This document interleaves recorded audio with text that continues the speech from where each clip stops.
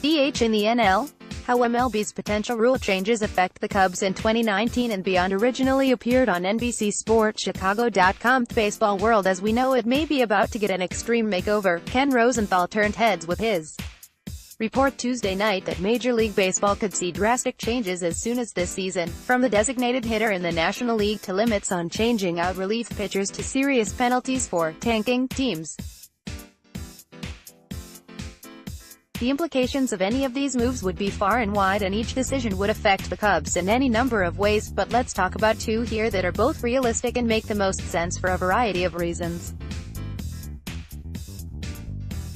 Rosenthal's report that baseball could adopt a three-batter minimum for each pitcher would completely eliminate the opener, in the sense of the Milwaukee Brewers deploying left-hander Wade Miley for just one batter to begin a postseason game. It would also do away with LOOGYs, left-handed one-out guys, or bullpen specialists who are brought in to face only one batter. If that rule were passed, gone are the days where some other team would bring in a left-hander to face Anthony Rizzo, then a right-hander to face Javi Baez, and then another lefty to face Kyle Schwarber in the span of 3 hitters. If baseball wants to speed up the game, that would certainly be a way to do so.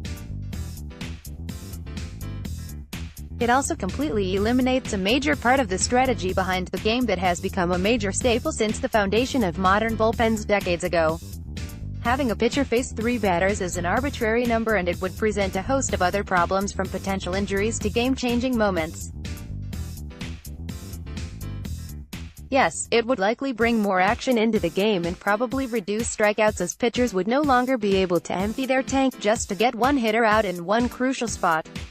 But what happens if a guy feels something grab in his elbow or shoulder or hamstring while facing the first hitter out of the bullpen? Is his manager then faced with either leaving an ailing pitcher in for 2 more batters just to satisfy the rule, or can they pull the guy for feeling a minor grab even if it's not a major arm injury? Then, if a pitcher is pulled from the game for injury reasons, would they have to automatically be placed on the disabled list? If not that, would there be some other repercussion to limit teams from taking advantage and simply crying injury every time they want to remove a pitcher prior to the 3-batter minimum? If the 3-batter rule were to pass, it would absolutely change how Joe Maddon utilizes the Cubs bullpen. Pitchers like Pedro Strop and Carl Edwards Jr.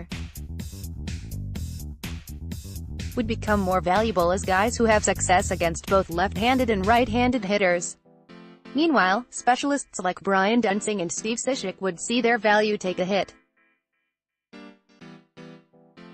It also would impact the starting rotation, as suddenly Maddon and other managers around the game would not be so eager to get into their bullpen. As for the designated hitter, this is where things really get interesting. For years, the DH has been a hot-button topic around the game. If one league has it, why shouldn't the other? The NFL, NBA and NHL don't have different rules for different conferences. If a brand new professional sports league popped up out of nowhere, it would be absolutely nuts to see one conference league with different rules than the other while still playing on the same level of competition. And we all know MLB won't ever erase the DH from the American League, so the only option to fixing the problem is adding the DH across the board. After all, who really wants to see pitchers hit? As Rosenthal noted in his article, pitchers hit .115 with a microscopic .293 OPS last season.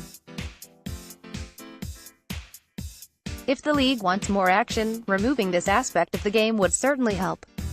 It would also create another 15 full-time jobs, as each NL team would suddenly have an extra 500 or so at-bats they have to dole out to position players. That would be music to the Cubs' ears for a number of reasons. The Cubs have a surplus of position players as is, so adding an extra 500 at-bats would be huge for the overall playing time equation. There may be no other NL roster as ready for the DH as the Cubs are. Many are quick to assume the Cubs would simply move Schwarber to the DH role given his perceived shortcomings as a defender. However, the final answer likely wouldn't be that cut and dry. When the Cubs have the DH in Al Parks during interleague play, it's not like Schwarber is the only guy filling that role. Madden and his coaching staff are all about rest, and the DH is a great way to get a guy off his feet for most of the game while still keeping his bat in the lineup. The Cubs' depth would again their best asset, as they could utilize the DH in a variety of ways. Want to spell Rizzo a couple of games? Have him DH for a weekend series with Kris Bryant or Ben Zobrist flipping over to first base. Is Jason Hayward's throwing shoulder bugging him? How about a day or two at DH with Zobrist re-and manning right field? How do the Cubs keep Zobrist fresh in his age 38th season while still giving him near full-time at-bats? You guessed it, the DH comes into play once again. Maybe the baseline could be Schwarber, since most of his value comes via the bat.